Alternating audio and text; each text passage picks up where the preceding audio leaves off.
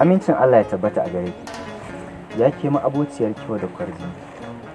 Komai za ya farrake in har za a fallasa.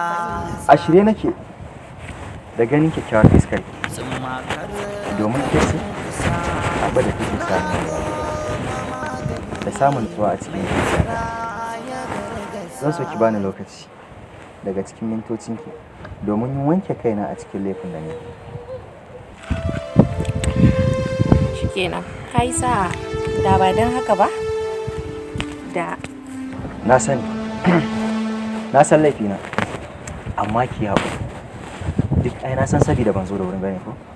To ki haƙuri. to shikenan yanzu sai mu je shan ice cream ko? Yanzu nan daga nan a zuwut sai gurin shan ice cream. To shikenan, mu je.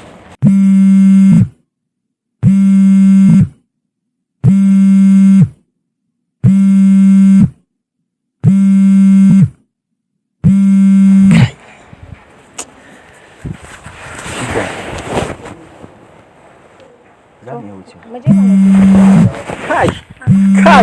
Kai! Wa yake jikin? Wai sai ai wani dan wahala ne shi bai san kana uzuri ba in ya kafa kiran ka yi take.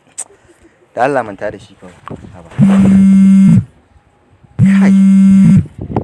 Shikenan naji ina zuwa. Haba. Hello? Wai wa yake ta damu mu da kira haka? Matarsa? Ban gane. Mata fa ka ce?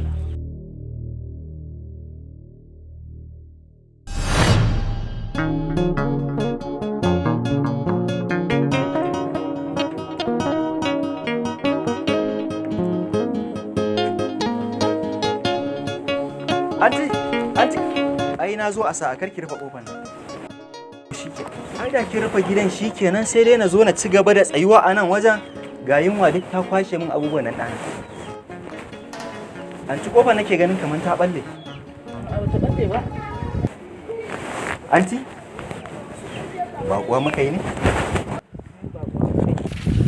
Alami?